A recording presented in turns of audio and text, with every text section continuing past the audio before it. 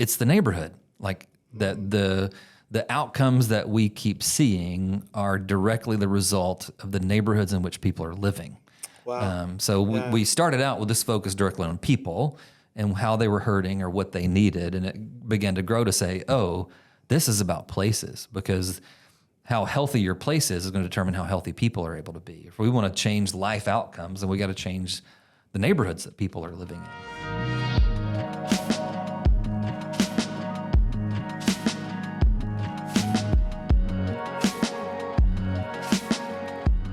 Welcome to Place Matters, a podcast about the intersection of race, place, and poverty. We will explore the belief that the path towards ending inequity and promoting prosperity is through the work of holistic neighborhood development. The content for this podcast is based on over 45 years of experience, expertise, failure, and hope from our organization, Focused Community Strategies, better known as FCS. This is the Foundations series, where we will talk about the big ideas and core frameworks that make FCS, well, FCS. I am Shawn Duncan, the Director of Training and Consulting for FCS and the host for Place Matters. Why is it that things don't seem to be getting better? Millions of people, billions of dollars, and countless hours are spent annually to address chronic material poverty and the cascading effects it has on people and communities. But are we making a difference? Are we moving the needle? Is the impact we are having proportionate to the investment we are making? And if not, why not? That's the focus of today's episode. There are a lot of ways to tackle this big topic, but we're convinced that our lack of impact is the result of having the right answer, but asking the wrong question. And if we want to see real, measurable change, we need to change the question. Joining me today to talk about FCS's big idea is one of our lead consultants, David Park.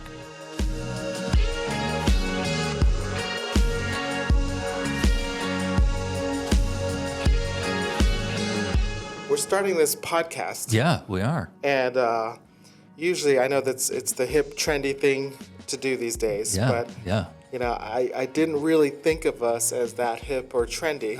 Well, you've not been paying attention. Maybe not. But so my question, Shawn, is why are we starting a podcast? This? Because there's not enough podcasts out there. I just feel like we need more people in front of microphones doing this. Yeah, that's right. I mean, actually, like we've been encouraged to do this for a while and have actually resisted it for that very reason. Like, we just feel like there's just so much noise, like whether it's like Instagrams or TikToks or podcasts, or like there's just so many.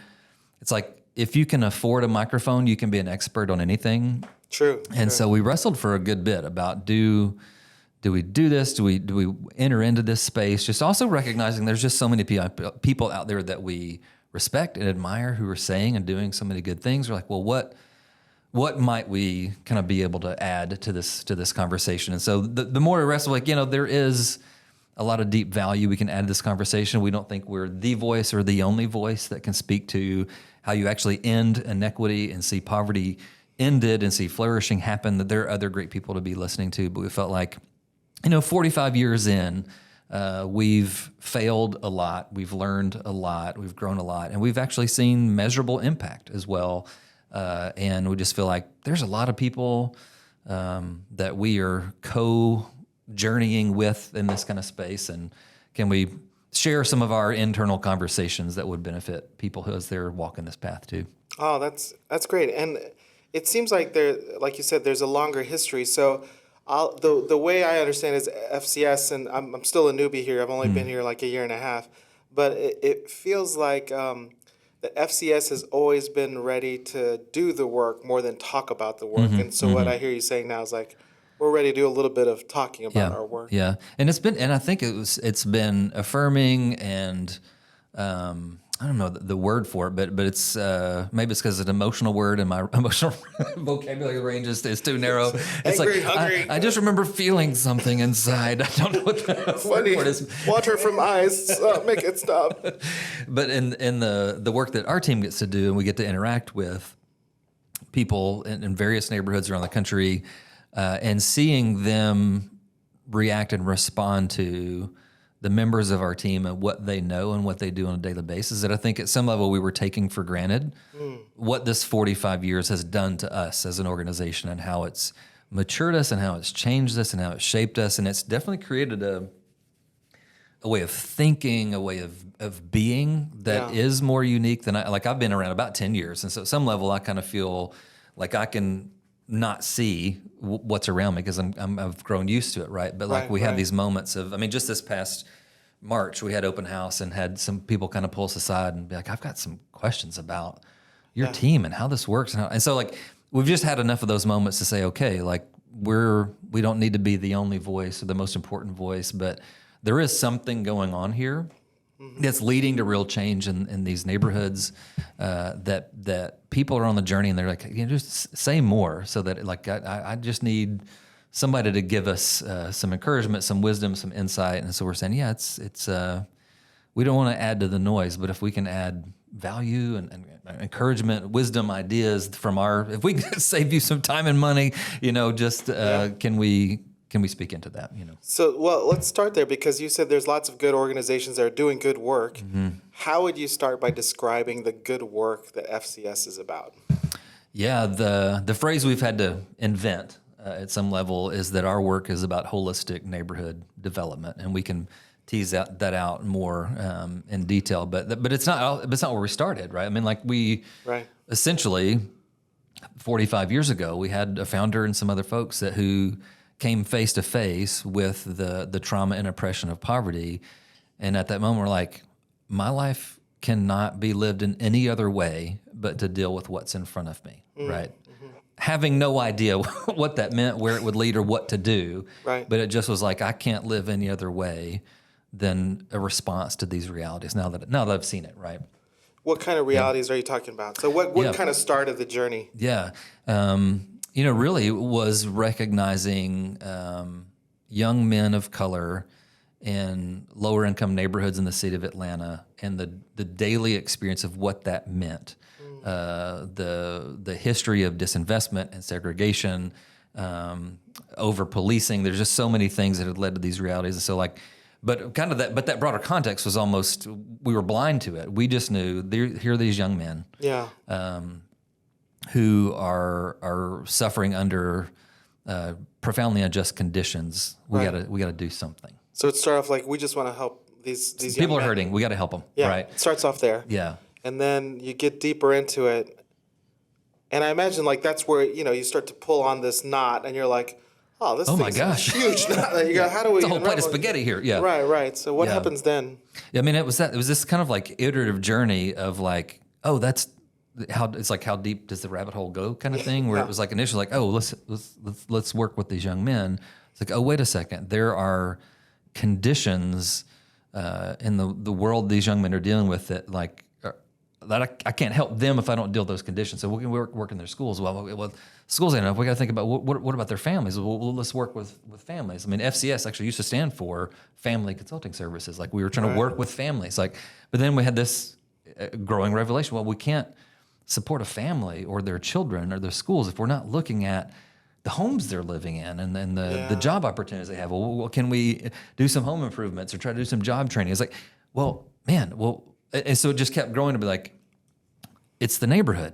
Like the outcomes that we keep seeing are directly the result of the neighborhoods in which people are living. Wow. We started out with this focus directly on people and how they were hurting or what they needed. And it began to grow to say, oh, this is about places, because how healthy your place is going to determine how healthy people are able to be. If we want to change life outcomes, then we got to change the neighborhoods that people are living in. Wow, that's a big aha moment in terms of like recognizing you can't help them in isolation of dealing with these other things. Or if you do, I mean, I suppose you could, depending on how big your pockets are. But then, like, how long is your change? Like, the efforts that you make, how long will they stand? I feel like sometimes doing nonprofit and community work can feel like building sandcastles. Yeah. Yes. Oh, yeah. Yeah. Yeah. And I think that's what the realization for us was. Is like, oh, we helped and we helped and we helped and we helped and we helped. Then the waves came in. It's like, oh, everything's back to where it was. And so we just, like, at some level, we can be just, there's this kind of awareness of like, this is never going to make any difference. Like it's making the current circumstances more bearable. Like we're, maybe it's like a painkiller of some sorts. Like we're making that injury livable. Like you're not as much pain, but it's not healing anything, right? Yeah. It's not dealing with the centuries and systems of injustice that created the trauma and the hurt and the injuries that we're dealing with, right? Right, So, right. some have kind of made it more pithy to say we're dealing with the symptoms rather than the systems, and but that wasn't an awareness at first. Like we just assumed people are hurting, got to help them, and said well, the help we're providing is really not changing outcomes, not changing any real impact for So there was long term. just a real ceiling, a real limit to the good that you were trying to do. Yeah, yeah.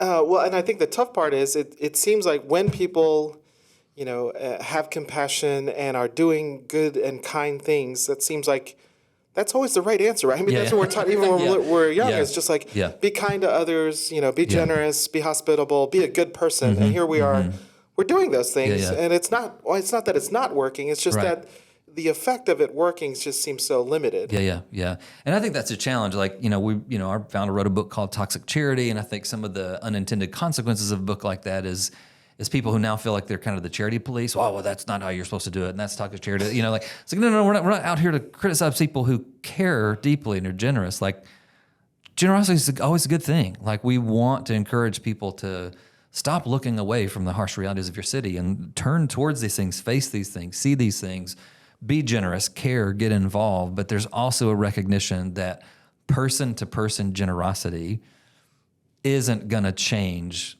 the long arc of the systems, right? Person-to-person generosity isn't going to lead to life outcomes that are different, right? And so we again had to come to this point like, well, glad we're doing this, but if our goal is to help someone hurt less, generosity is fine, right? But if our goal is doing away with inequity and dealing away with oppression, and if our goal is to see people flourish, Right. then we've got to deal with place and not just people and the hurts they might be facing. Okay, so let me ask some questions there, because there are lots of ways that people work towards improving a place. Okay, yeah. Right? Yep. So there's all kinds of ways of looking at community development but you didn't use the words community development. So what's different from holistic neighborhood development versus sort of community development at large? Yeah, it's I jokingly kind of call this like Goldilocks dilemma, where we feel like the words that are available to us to describe what we're doing, it's like, it's too hot, it's too cold, it's lukewarm, it's not really just so. In some of those terms, like community development, if someone asks, "Do you guys do community development?" I will say yes. Unless they're looking for a deeper, longer conversation, that's plenty. Like oftentimes, like on the sidelines of the soccer field, like, hey man, what do you do? It's like, I'm a nonprofit world, and they're, well, what do y'all do? And I'm like, it also depends on how introverted I'm feeling that day. Where I'm like, sometimes I'll just be like affordable housing. Like people get that and they're like, oh, that's cool, that's great, and then we just watch the soccer game. And sometimes I'm like, I bet they're down for more conversation. I'll try to say something more nuanced or deep, and they're just smile and nod. I'm like, so go kick the ball, Yay, goal, touchdown. Yeah. So community development is one of those terms. It's like, yeah, we do that. But also and so we're involved in, this, shout out to our friends at CCDA, Christian Community Development Association. But we've found kind of in that space, it is a broad category of people who care about poverty and injustice and are trying to be involved. And we're in alignment with those folks. Like that's what we're about too. Sure. But as far as like the industry of practice of what they're doing in those communities day in and day out, we've kind of found like most of the people here aren't doing what we're doing day to day. And then there's people that talk about, well, maybe you guys are doing asset-based community development. That's a little bit more specific of a qualifier. And we would go, yeah, that's getting a little closer, but if community development is too broad, then the ABCD is a little bit too specific. Like where we feel like that is a lens by which you can partner with people in a place, but we're looking beyond just the asset-based interventions and saying like there are system-wide, structure-wide changes that have to happen, which include internal assets of neighborhood and external investments that have to happen to see the long-term kind of change. And so the one that feels, those are the like too hot, too cold. The one that we feel like is lukewarm, still not right and good, but it's like, closer. In the middle, yeah. Is like, oh, you guys are into place-based development. Right. Well, yeah, that's what we do. But even in that, I think what we've seen is that like some place-based development is still based on what you might call like point interventions, like we do affordable housing, or we do economic development, or we do healthcare initiatives, or like that they're still thinking about what they're doing through the lens of this neighborhood that they're doing the work within. Right, a single lane, a single channel of deliver like services delivered to that neighborhood. And we have just I think what we see in that is it's still, maybe this is the way to say it, some place-based affordable housing nonprofits, if you ask them what problem they're solving for, they're solving affordable housing. Right. And we would say the problem we're solving for is a neighborhood problem, right? Okay. And we use housing to solve for a neighborhood problem, right? And so whether it's healthcare, education, housing, whatever it happens to be, the lens we're always using is the ecosystem of a neighborhood, and how do we do interventions that holistically impact the ecosystem, and not just the housing or the jobs or kind of whatever the category might be. Well, and I think it's maybe because of FCS's unique skill set, because we do mixed income housing, we do economic development, and we do neighborhood engagement. A lot of nonprofits just do one thing, or they might have one sort of focus, and so they might miss some of these other things in terms of how they affect the neighborhood. They might just think, well, our thing is affecting the neighborhood positively, we think, but we may not be thinking about how it affects some of these other ecosystems that affect a neighborhood. Yeah. I mean, I think one way we would say it is maybe that what truly would make you a place-based community development organization is that everything you're doing is through the lens of how it affects the entire place.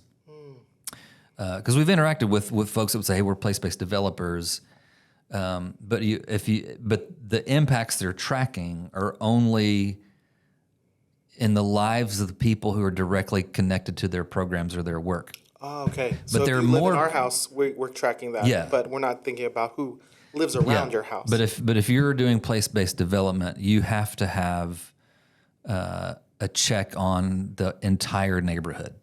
Wow. Whether people know your name, live in your houses, engage in your programs, you're asking entire neighborhood health questions, right? And not just who is in our programs. And so, which is why we kind of like started to say, well, yes, we're in the place-based development world. Without question, we believe the path forward to real change in our cities, to real change in ending inequity, is through place-based interventions. Like that is, we are convinced of that, right? But so part of why we were like getting a little more specific and saying, well, what we would say is what we do is holistic neighborhood development, as only because a little bit of a need to qualify that in the industry of place-based development, we're always thinking, how does this impact the ecosystem as a whole?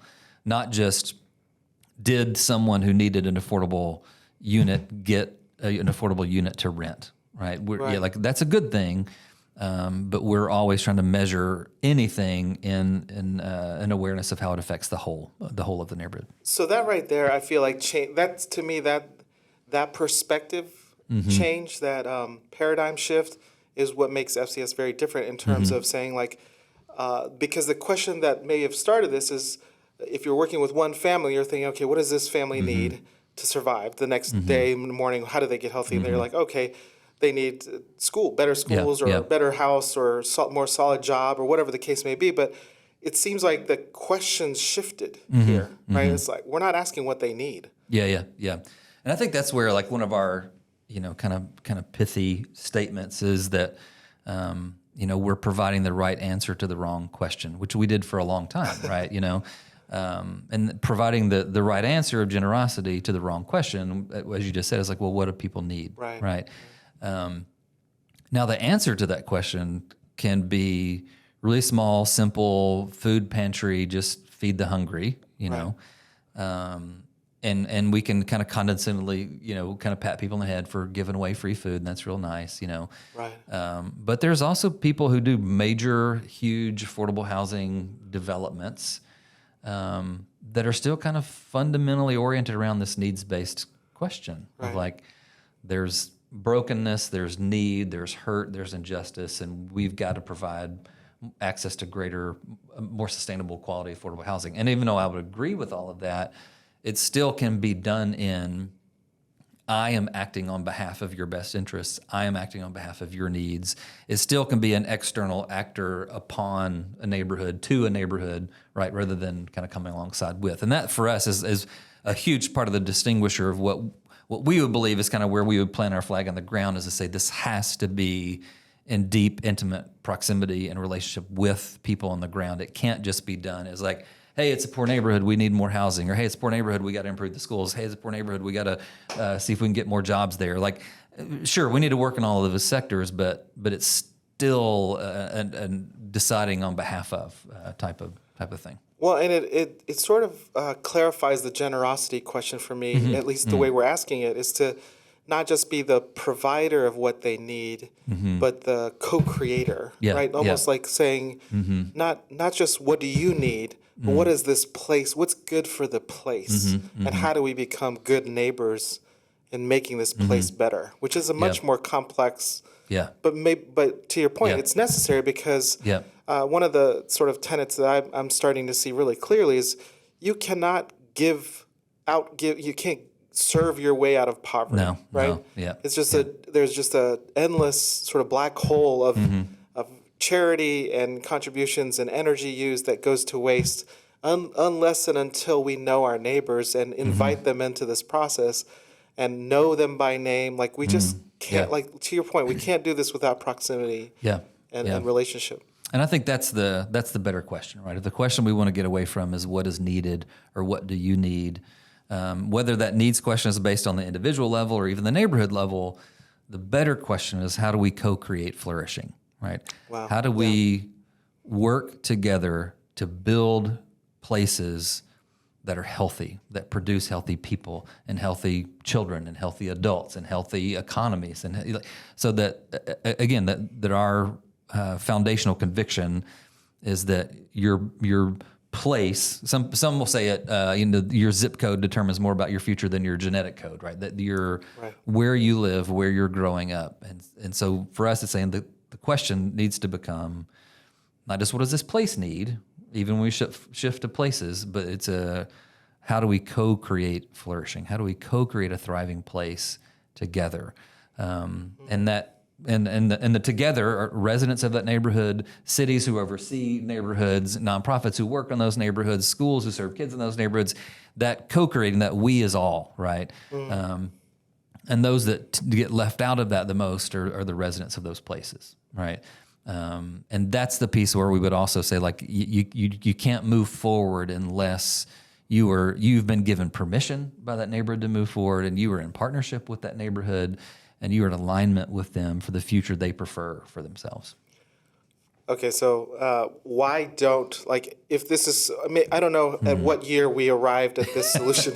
It sounds like a good one, but why don't, what took us there, or why don't people find this way sooner? Yeah, that's a really good question. I think there are some just broader cultural forces that we won't shock anybody. We're a bit more of an individualistic culture rather than a collectivistic one, right? That we tend to view success or failure through the lens of the person. So much of the language around poverty is language of blame and shame. Or from the other side, it's a language of pity.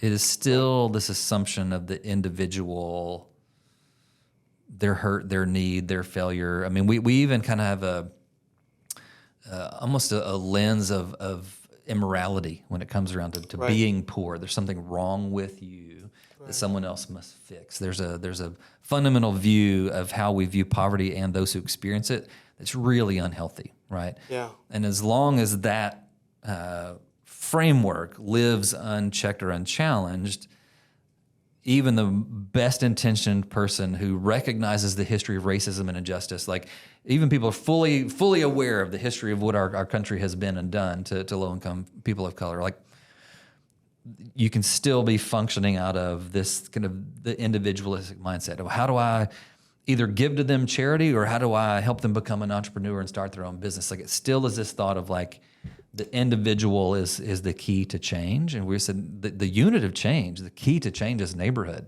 And we would never say, don't invest in that young person or don't help that entrepreneur succeed. Like I would absolutely pour into people. There's no way of divorcing these two ideas completely. But as we're pouring into those individuals, are we doing it with this an awareness of the environmental ecosystem in which that person is born, raised, and living? Those are the things we've got to change. We've got to change those environmental systems. Yeah, so I think that's really to see neighborhoods as ecosystems that are causing poverty is a paradigm shift that people need to make. And then I also think that there's a lot to be said for the fact that FCS working in these different channels together, like having a department that's dedicated to neighborhood engagement and then also working economic development. I think that probably gave us enough perspective to realize these things operating in silos would probably still do a lot of harm. Yeah, and I think that's the challenge is like, so to be really clear, we believe the only way to bring about change in neighborhoods is through holistic, comprehensive, integrated work. But what we're not trying to say is that one entity's got to hold all of that. Yeah, that's right. Good. That's good. We're not even trying, right? We can't do everything. No. And so the main kind of pillars we're working within are mixed income housing, economic development, and neighborhood engagement. What's not included in there is education. Right. Or what's not included is healthcare. There's some really massive things that if you leave them unaddressed, you're joking if you think you can change a neighborhood, right? And so the way that we go about this is by recognizing, know what you do it well, and doing it well means doing it in an awareness, again, of how it impacts the entire neighborhood ecosystem, right? That if you're into housing, but you want to be a place-based person, you're not into housing, you're into neighborhoods, right? If you're into economic development, but you want to do place-based work, you need to tell yourself you're not into economic development. What you're into is neighborhoods. And that business you're starting, that house you're building, that clinic you're starting, you are in the neighborhood business, right?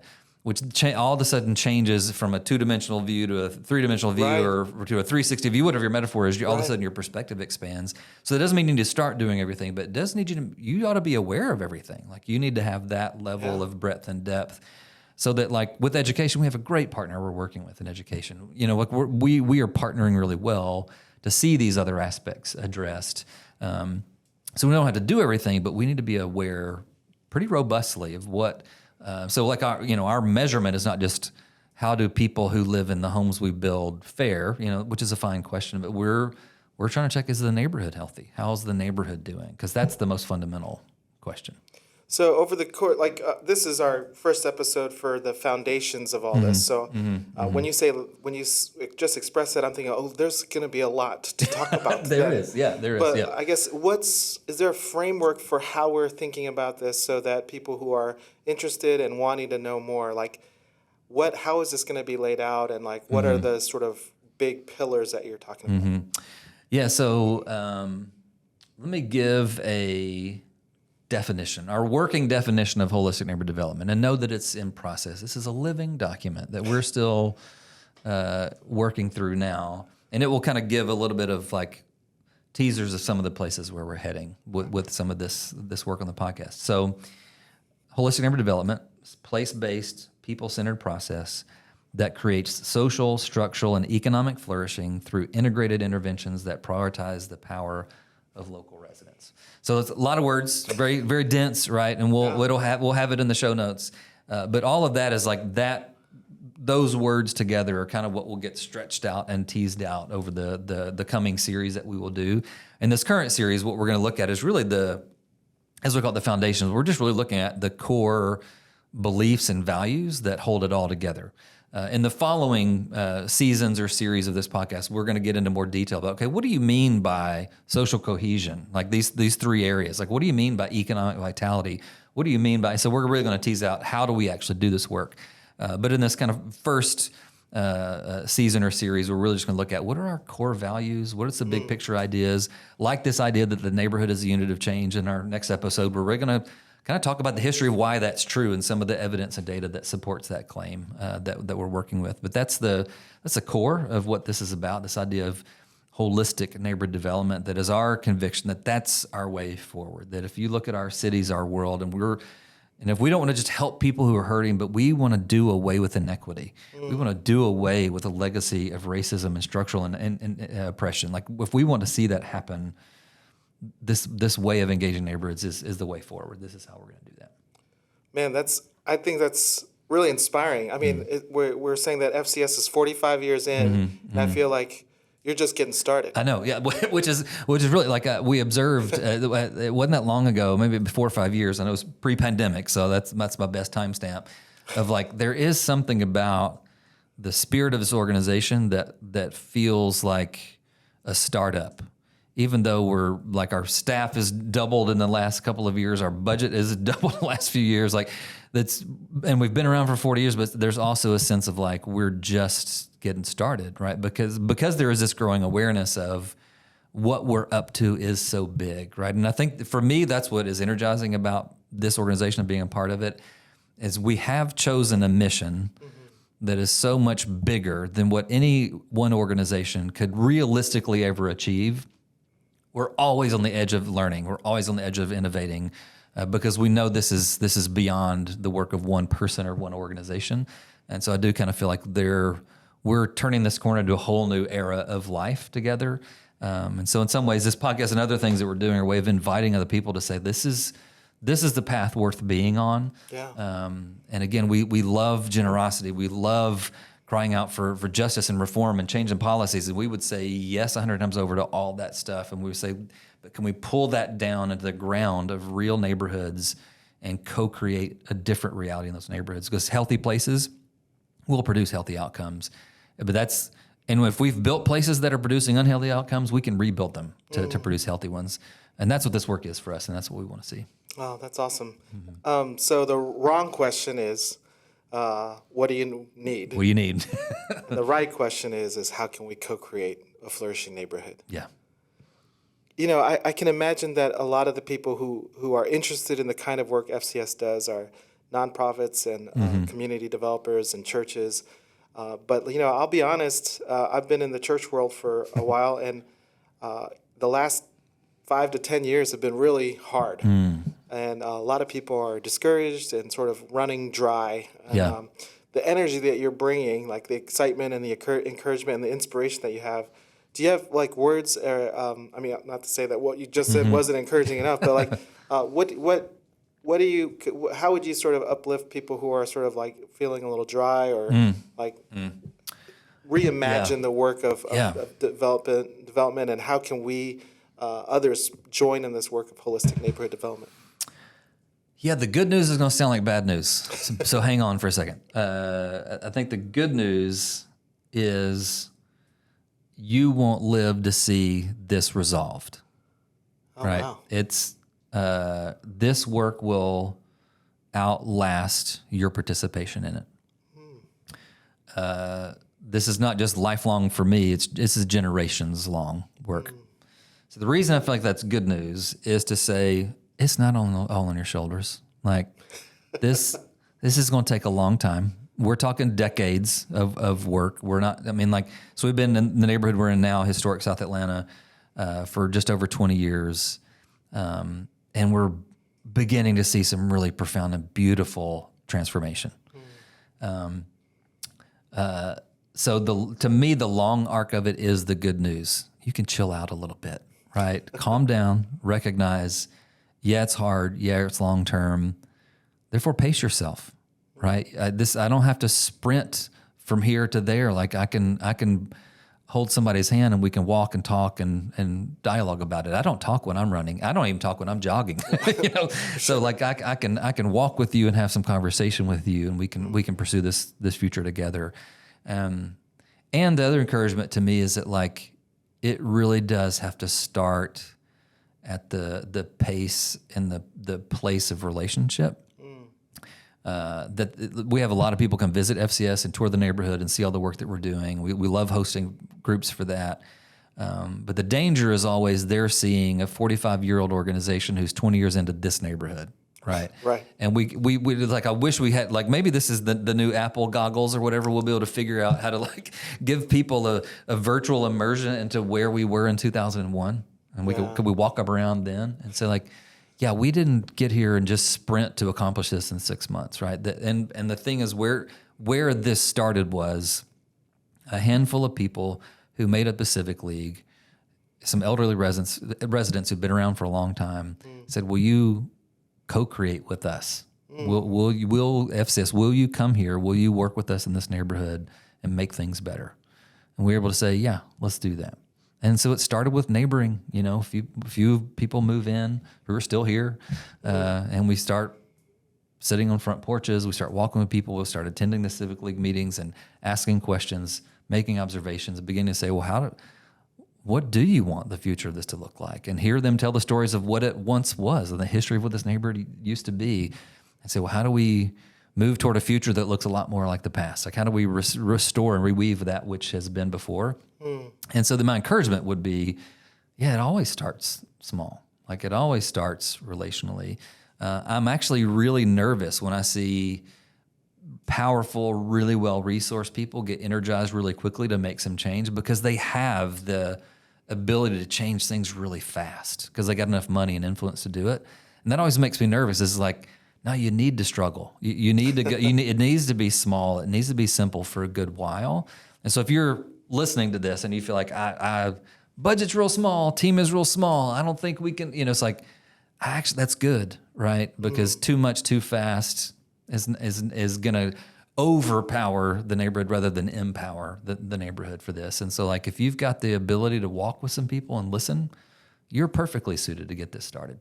Wow, that's exciting. I mean, I work here and I'm inspired by this. And I think as this podcast grows and we share more of our story and information, I think it's going to be just a huge encouragement to other people who are in this work. Yeah. Well, we're here to. And this is we're hiking together. We're all winded. We're all trying to see the beautiful view at the top. And like, if there's ways that we can walk with people, that's why we're here. That's what we love to do. Yay. That's awesome.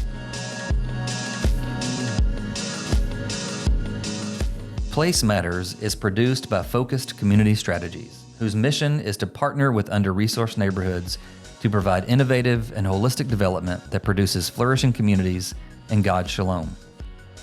Place Matters is hosted by FCS's training and consulting team, known as the Lupton Center. If you would like to inquire about our training and consulting services, please reach out to us via our website or find us on LinkedIn and social media. This information can be found in the show notes.